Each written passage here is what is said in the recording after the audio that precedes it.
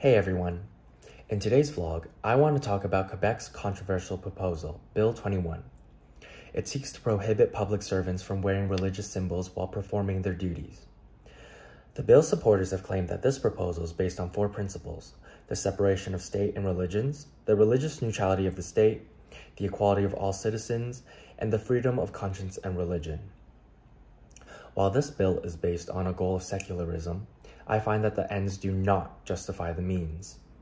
For starters, I would like to speak on the Charter, specifically Section 2. This section of the Charter outlines the fundamental freedoms of every Canadian. This includes the freedom of religion and the freedom of expression. In the liberal lie of the Charter, Hutchinson and Petter state that the primary purpose of the Charter is in securing and reinforcing individual freedoms from government restraint.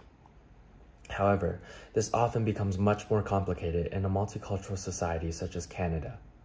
What I mean by this is that it often results in overlooking the specific needs that a particular minority group may require. The Quebec government's Bill 21 demonstrates how an attempt to reinforce a neutral religious environment ends up as the government infringing on the freedoms of its citizens. Particularly, it restricts Muslim women in Quebec from freely wearing face coverings such as hijabs and niqabs for their religious reasons and beliefs. As Lev has mentioned in the January 13 lecture, group rights are afforded to certain groups, often minorities, due to the existence of the group itself. As Quebec's population is primarily composed of white francophones that follow Christianity, it can be assumed that Muslims following the Islamic religion are in the minority. In Individual Rights and Collective Rights, Will Kimlicka writes in detail about group differentiated rights, specifically in the form of external protections. He argues that in multicultural societies, such as Canada, religious or national groups may be granted certain protections from the larger society. In the case of Bill 21, I find that external protections could be granted for Muslims, focused on protecting the minority group's freedom to expression through wearing religious headpieces and face coverings. In the January 25th lecture on minority rights, we had discussed the four broad categories of minority rights. This includes the protection of physical existence, the protection and promotion of cultural and/or social identity, ensuring equality and non-discrimination, and ensuring effective participation. Following up with what was said, I believe that Quebec is letting down the Muslim community, as well as other religious minorities, by failing to protect and promote the cultural and religious identities of those minorities.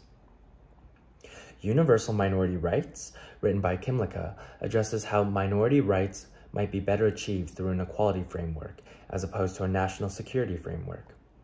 This offers a potential for ensuring peaceful relations between the national majority and minorities.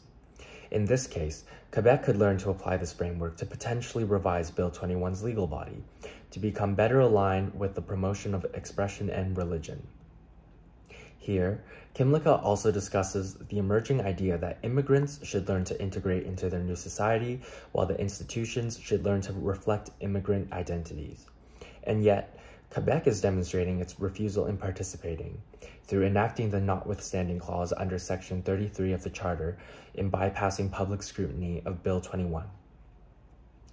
In the March 8 lecture, Lev provided us with a three-part test for analyzing freedom of expression challenges. The first question asks if the activity in question contains expressive content, therefore protected under Section 2, subsection B of the Charter.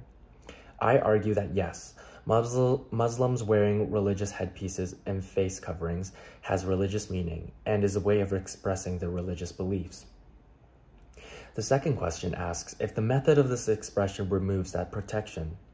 Generally, violence is the only way that a method of expression would not be protected.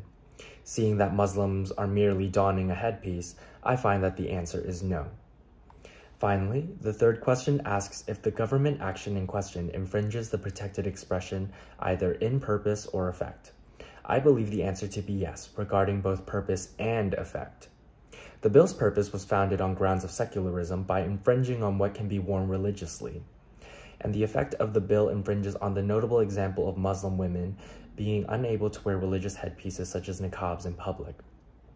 Therefore, it can be gathered that Bill 21 is unconstitutional for infringing on a form of expression protected by the Charter.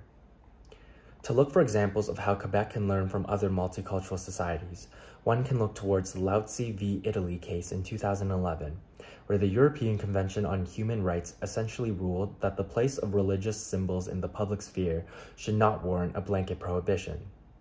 Rather, it is more than reasonable to allow exemptions for minorities, which in our case are Muslims sporting religious headgear.